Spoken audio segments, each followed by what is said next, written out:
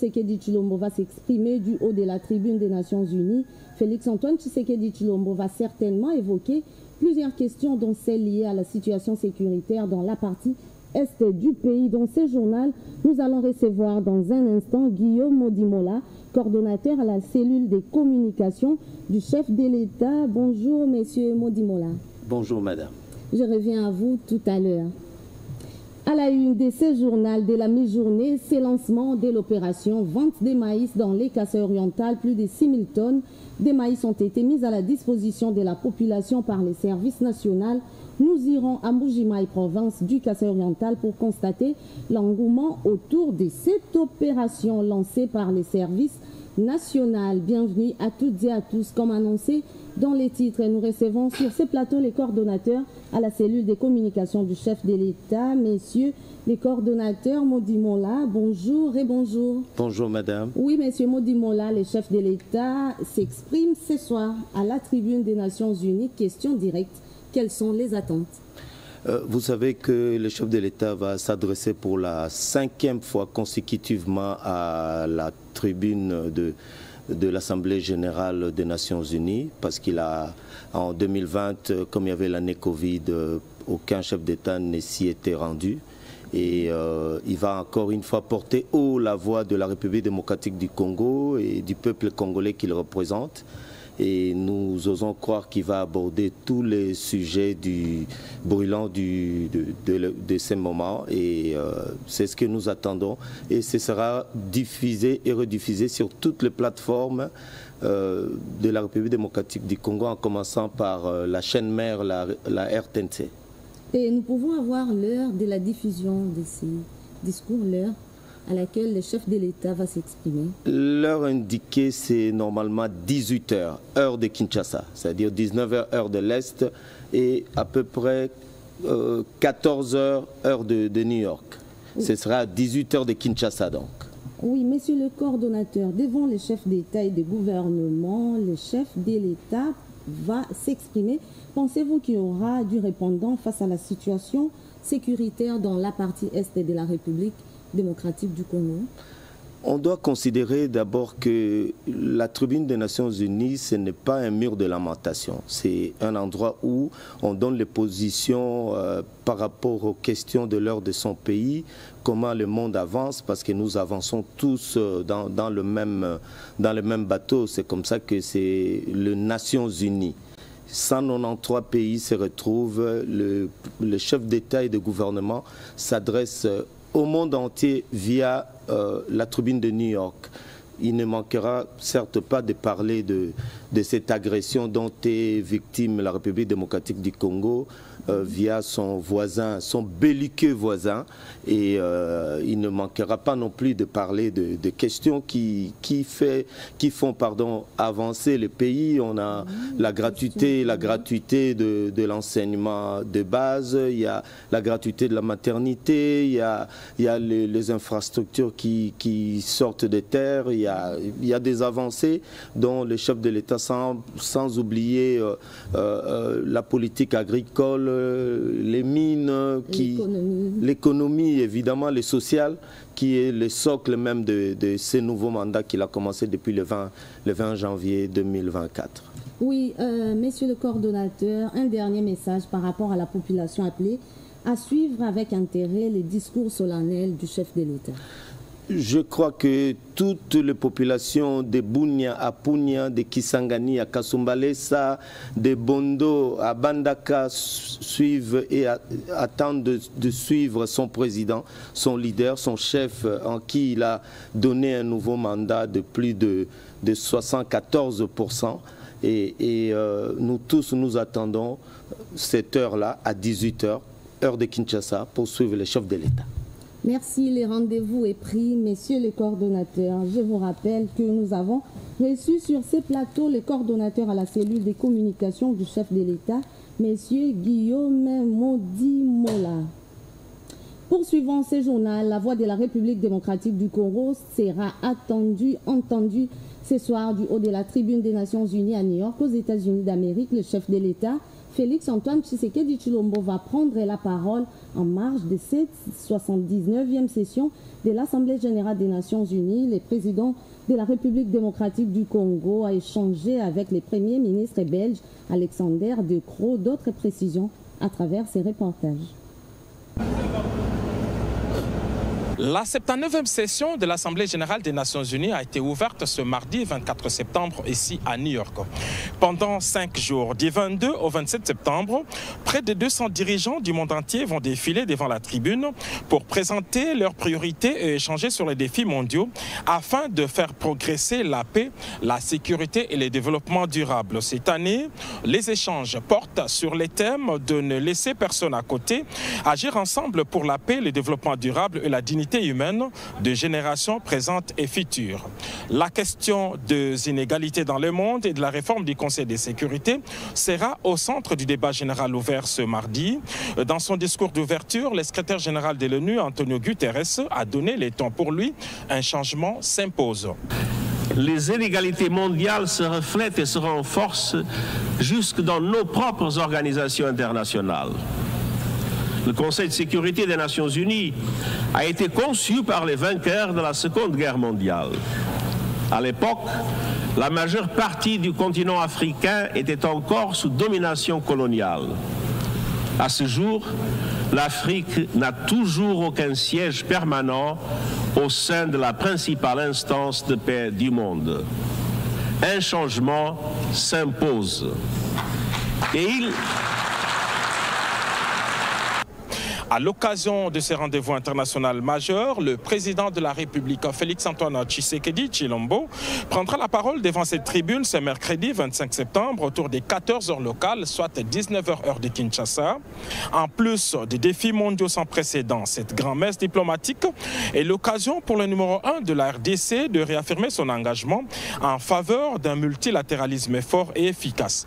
On croit savoir que les priorités de la RDC pour cette Assemblée générale sont, entre autres, le respect de l'intégrité territoriale de la RDC face à l'agression du Rwanda. Nous pensons aussi que le président de la République, Félix-Antoine Tshisekedi Tshilombo, ne manquera pas de demander des sanctions contre le Rwanda pour son agression avérée et son pillage des ressources naturelles congolaises. C'est aussi l'occasion pour le président de la RDC de demander l'appui d'autres États pour le poste de membre permanent du Conseil de sécurité avec plein pouvoir.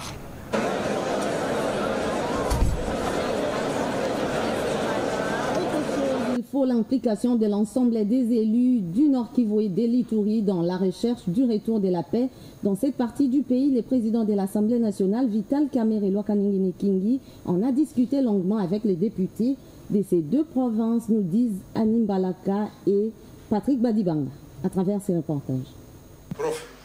Faisant suite à leurs échanges lors de la session de mars dernier, le président de l'Assemblée nationale, le professeur Vital Kamerhe, a invité les caucus des députés nationaux de l'Ituri, du Nord Kivu, du Sud Kivu et de la Tchopo pour leur faire part de l'avancement de toutes les démarches entreprises par son bureau pour chercher des pistes de solutions aux multiples revendications exprimées lors de leurs derniers échanges. Avec les députés de la Tchopo, il était question de donner des directives sur les matières qui devront faire l'objet de termes de référence en préparation pour la tenue du Forum sur la paix dans la province de la Tchopo en proie au conflit terrien entre les Mbole et les Lengola. Vital Kamerhe a suggéré de mettre ensemble tous les acteurs, notamment les députés nationaux et provinciaux, la société civile, les confessions religieuses, pour réfléchir sur des solutions inclusives. Ayant appris la tension observée lors de la plénière sur l'examen de la loi portant prorogation de l'état de siège alors qu'il séjournait en Afrique du Sud, le président de l'Assemblée nationale, le professeur Vital Kamerhe, a invité les caucus des députés de Nord Kivu, de l'Ituri et du Sud Kivu pour échanger avec eux autour de cette question. Il ne faut pas que par nos déclarations ou des guerres internes, nous puissions laisser la voie ouverte aux gens qui nous agressent. Et plus que vous, je ne pense pas qu'il y a des gens qui comprennent la vraie situation dans cette partie de la République démocratique du Congo. Parce que vous connaissez très bien ce problème plus que tout le monde. Vous savez que quand l'ennemi dit oui, peut-être ça veut dire non. Mais les autres ne savent pas ça. Vous connaissez les causes profondes de cette guerre. Tout comme vous savez qu'il y a des gens qui ont des solutions. Le président de la Chambre basse du Parlement a rappelé que le retour de la paix dans cette région est le souci majeur du président de la République, Félix-Antoine Tshisekedi Tshilombo, qui attend de la représentation nationale des propositions concrètes pour faire régner la paix et la sécurité dans les provinces de l'Ituri, du Nord Kivu et Sud Kivu. Vital Kamerhe a réitéré sa promesse de tenir dans les plus brefs délais une série de plénières sur la question sécuritaire à l'est du pays. Il a tenu à préciser que ça sera une tribune pour ces défenseurs du peuple de réfléchir autour des solutions réelles et de donner toutes leurs suggestions qui seront transmises au gouvernement. Le professeur Vital Kamerhe a cependant appelé les élus de ces trois provinces à mettre en avant des suggestions réalisables et pour l'intérêt de la nation et du peuple. Tout à l'heure, je vous ai proposé l'ouverture de la 79e session de l'Assemblée générale des Nations unies. À présent, je vous propose les échanges entre les chefs de l'État et le Premier ministre belge Alexander De Croo. Compté parmi les plus grandes fortunes du monde, M. Bill Gates et la fondation qui porte son nom sont très impliqués dans les actions humanitaires. C'est à ce titre qu'il a sollicité de rencontrer à New York le président de la République, Félix-Antoine Tshisekedi Tshilombo, pour faire l'évaluation d'actions humanitaires en faveur d'enfants congolais. Mais d'abord, merci beaucoup, mais d'abord, il faut savoir que c'est Bill Gates qui avait demandé lui-même de rencontrer le chef de l'État. Donc c'est une demande qui est venue de la part de Bill Gates pour évaluer un petit peu la situation sanitaire dans notre pays, parce que comme vous savez, la Fondation est très impliquée dans le système sanitaire mondial. Et particulièrement dans notre pays, la Fondation lutte pour éradiquer un certain nombre de maladies, notamment la poliomyélite. La poliomyélite, vous savez, c'est cette maladie qui rend les enfants infirmes et qui reste malheureusement des adultes infirmes définitivement. Par rapport à la poliomyélite, avec le soutien de la Fondation, on était en 2022 à 500 cas d'enfants qui sont devenus infirmes. En 2023, on est passé à 200 cas et cette année, on est à 22 cas.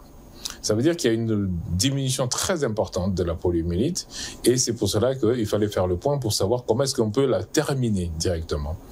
La deuxième chose, c'est que la vaccination de routine, vous savez, les vaccins que les enfants reçoivent tous les jours, notre pays, qui avait fait des gros efforts en 2019, encore vous vous rappelez, il y avait un gros forum avec la Fondation et on venait d'arriver au pouvoir. Et un an après, on avait augmenté le nombre d'enfants vaccinés de plus de 30 points. Là, on est en train de voir comment est-ce qu'on remonte le taux de vaccination de nos tout petits enfants. Vous savez, la rougeole, la rubéole, la varicelle. Et donc, Bill est venu surtout parler de ça et voir un peu comment aussi aider dans Mpox actuellement, parce que Mpox, vous savez, c'est cette épidémie qui est en cours. Alors, le président de la République a parlé de tous ces problèmes, mais il a aussi posé un problème qui est celui de l'éducation nationale, parce qu'il a demandé effectivement à Bill s'il était possible qu'on aide nos enfants à acquérir des tablettes pour que l'éducation nationale soit facilitée pour la majorité, pour les millions de nos enfants. Alors, Bill a parlé de la connectivité par Starlink.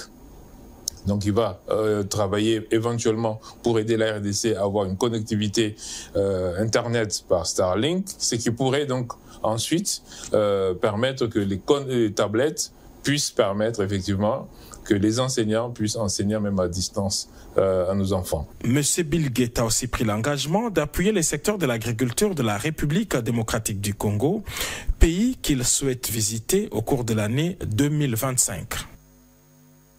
Ici à Kinshasa, à la Chambre haute du Parlement, les questions liées à la coopération bilatérale ont occupé l'essentiel de l'entretien entre le président du Sénat, Jean-Michel Samalukonde Kyenge, et les nouvel ambassadeurs de France, le compte rendu avec Janine Kalenga et Julien Piana. Le président de la Chambre haute du Parlement, Jean-Michel Samalukonde Kyenge, a reçu en son cabinet de travail au Palais du Peuple le nouvel ambassadeur de la République française en RDC, Rémi Maréchaux. Cette rencontre qui intervient quelques jours après que le diplomate français ait présenté ses lettres de créance au président de la République, Félix-Antoine Tshisekedi Tshilombo, a permis au speaker du Sénat de passer en revue les principales priorités de son institution. L'ambassadeur de France réaffirme la disponibilité de son pays à renforcer le partenariat qui existe déjà entre la France et la République démocratique du Congo. Maintenant, j'entreprends des contacts, des visites de courtoisie avec les dirigeants des principales institutions de la République démocratique du Congo pour comprendre quelles sont leurs priorités et savoir dans quel domaine la France et la République démocratique du Congo peuvent le mieux coopérer. Donc je suis très reconnaissant au président du Sénat de m'avoir consacré aujourd'hui beaucoup de temps, de m'avoir expliqué quelles étaient les priorités de son institution dans la foulée du discours qu'il a prononcé à l'ouverture de la session parlementaire. Donc il s'agit d'un premier contact, il y en aura d'autres et je lui ai réaffirmé de mon côté la disponibilité de mon pays à renforcer le partenariat qui existe entre la France et la RDC.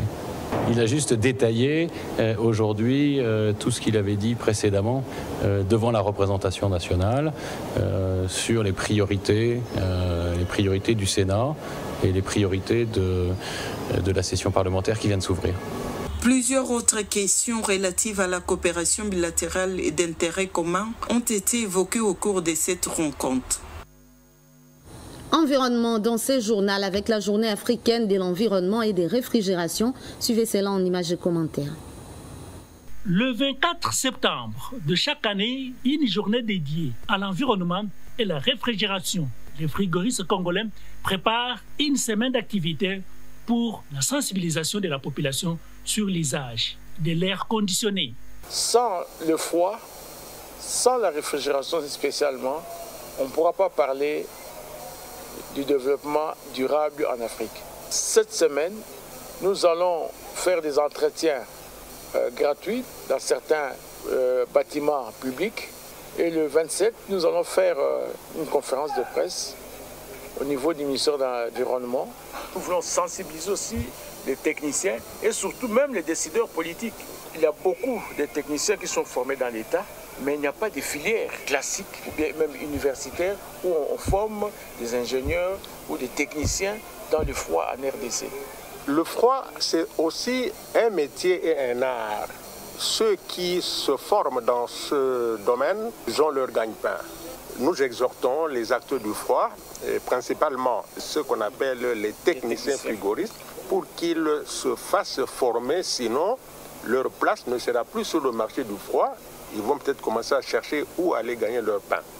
Le froid, une nécessité pour le développement durable. La population devrait y participer pour la garantie de la vie. J'en parlais dans les titres tout à l'heure. Plus de 6 000 tonnes de maïs ont été mises à la disposition de la population du Kasaï-Oriental. Une moisson abondante sortie des terres arables des Kanyama-Kassese avec les services nationaux. Cédric Enina et Tony Djouma étaient sur place. Bujimaï dans le Kasaï-Oriental, sous un soleil de plomb, attend avec ferveur l'arrivée d'une manne, la farine de maïs. Très prisé dans cet espace géographique. Pour cette saison agricole, les services nationaux sur instruction du commandant suprême Félix-Antoine Tshisekedi en a produit 6 000 rien que pour Bujimaï et ses environs. Du premier point de vente au 5e dans la commune de la Mouya, l'engouement est perceptible au regard du coût moins élevé. Et je suis très content du prix qu'on a mis pour un sac. Et d'ailleurs, quand j'ai acheté des sacs, le service m'a aussi encouragé. Il m'a donné un sac de bonus. En tout cas, je remercie beaucoup le chef de l'État qui songe vraiment à ce que sa population ne puisse pas vivre de l'insécurité alimentaire. Notre sentiment de gratitude et nos remerciements du peuple.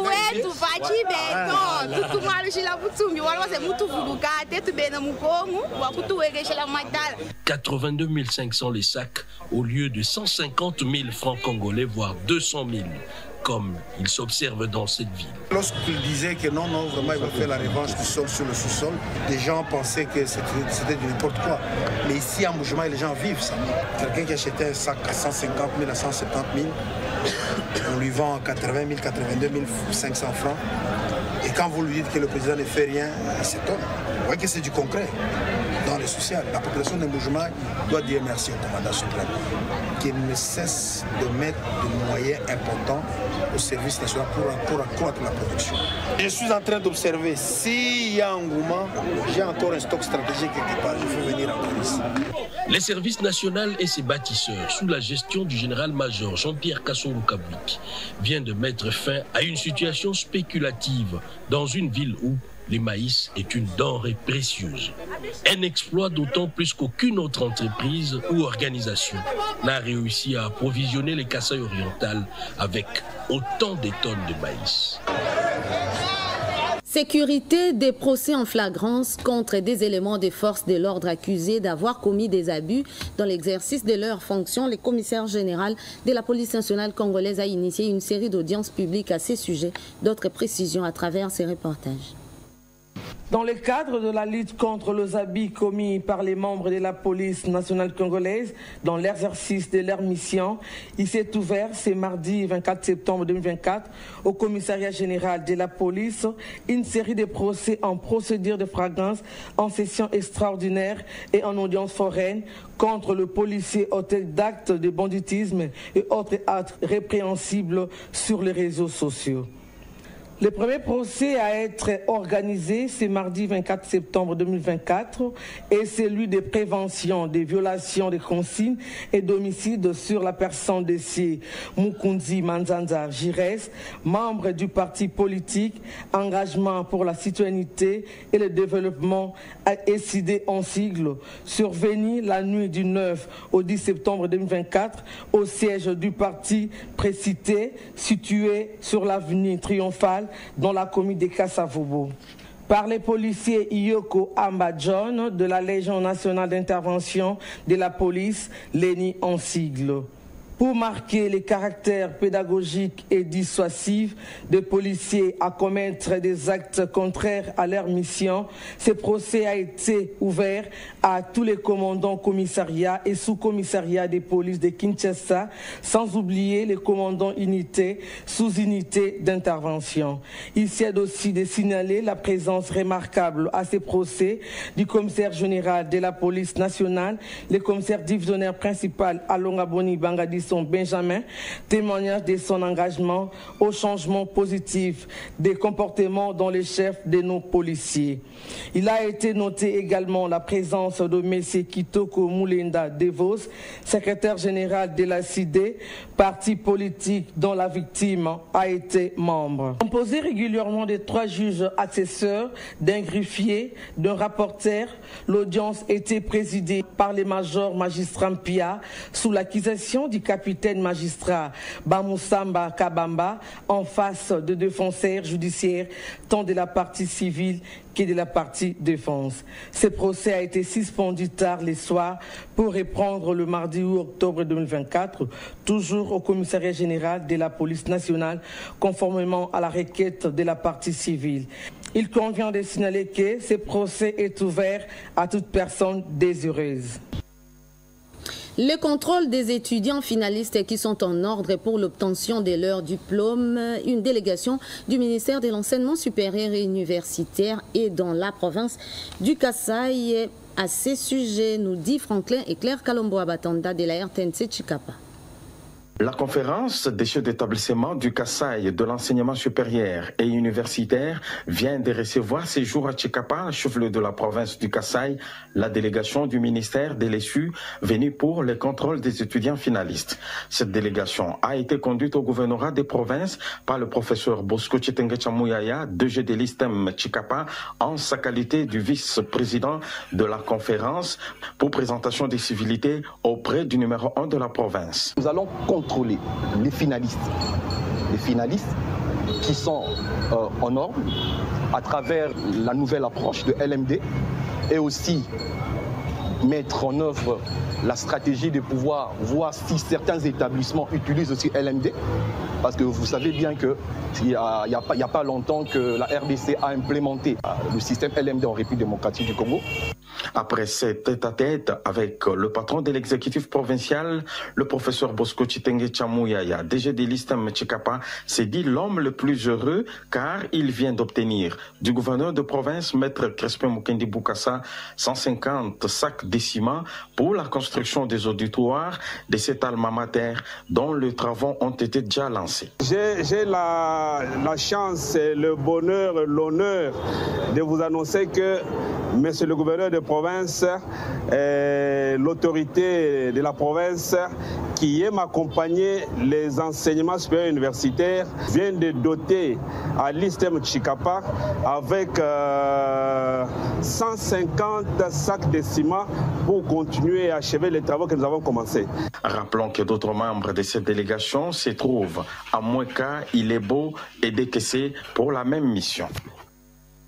En Ituri, la caravane des pays initiée par le vice-ministre de la Défense nationale et des anciens combattants, Sami Adoubango, se poursuit sans relâche, comme les témoignent ces reportages de Junior Selemani.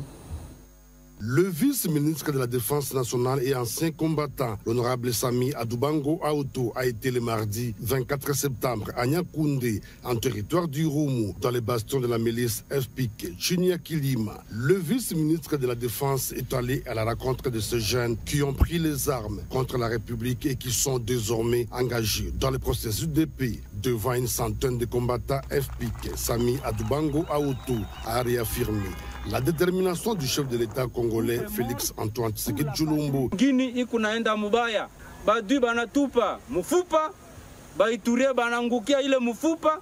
La province court un danger. Les ennemis nous agités énoncent que les Ituriens se battent autour, motivés par des politiciens et notables.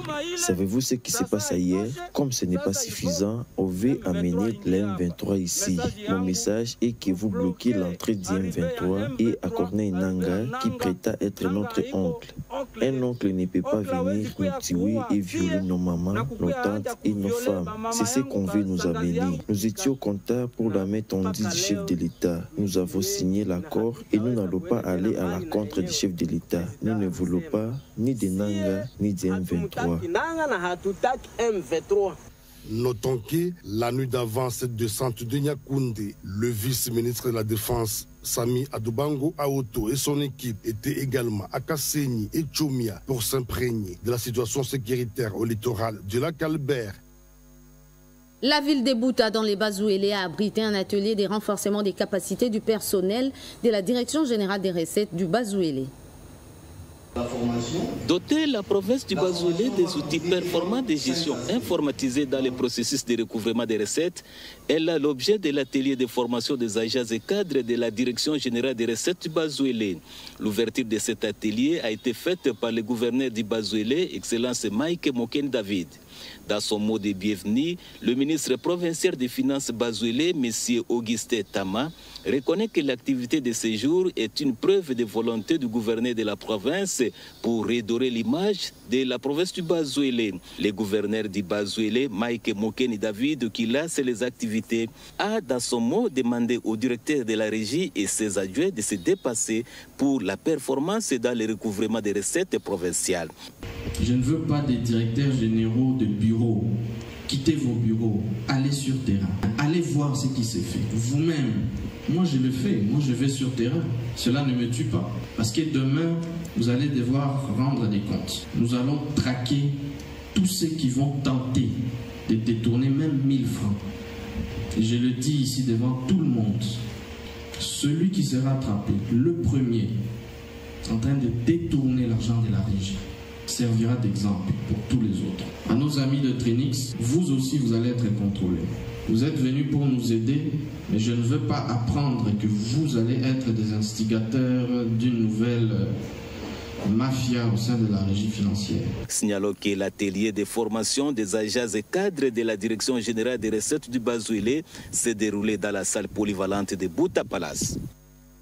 La problématique sur les petits commerces tenus par les expatriés ne facilite pas la tâche aux commerçants qui vendent en détail. Ces sujets a été largement débattus au cours d'une conférence organisée dans la province du Haut-Katanga par Vision Fachi Rénové. Stop à l'exercice du petit commerce en RDC, car le petit commerce contribue à l'économie locale, précise la structure Vision Fachi rénovée. Et son président Kalimboui s'en va en guerre contre tous les expatriés qui pratiquent cette activité, bon gré, malgré les lois les interdisant. Ce slogan a résonné tout au long de la marche populaire des fatistes avec Kalimboui en chef de file pour manifester leur indignation et par conséquent soutenir le petit commerçant congolais. Au Katanga, la province Q préfère, la vision Fachi rénovée sollicite l'implication du gouverneur Jacques Kaboula Katoué pour mettre fin à ce système, lui qui avait promis dès sa prise de fonction de relever le niveau de vie de la population okatangaise.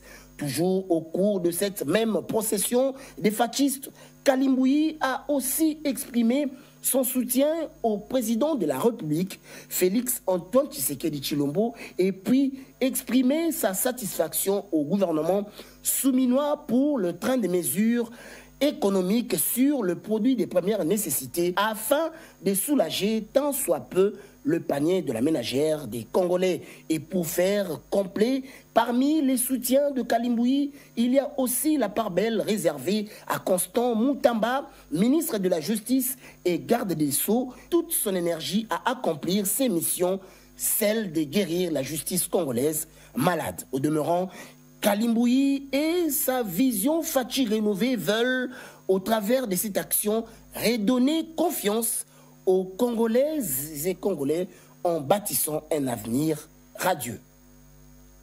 C'est la fin de ce journal de la mi-journée. Madame, Messieurs, merci à vous de l'avoir suivi. L'info continue sur notre site www.rtnc.cd. À très bientôt.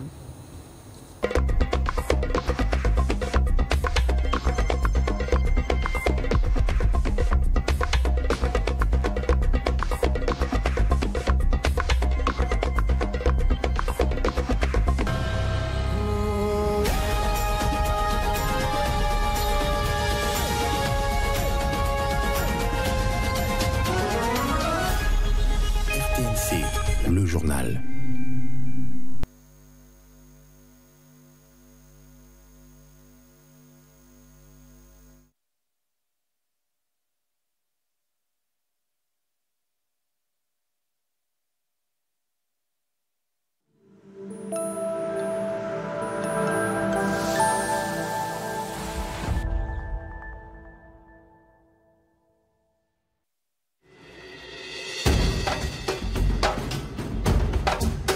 Que fait le gouvernement souminois? Au cœur du PAG revient sur ce qu'il faut retenir. Rentrée scolaire 2024-2025, les écoliers ont repris le chemin des classes sereinement. Tentative d'évasion à la prison centrale de Makala, les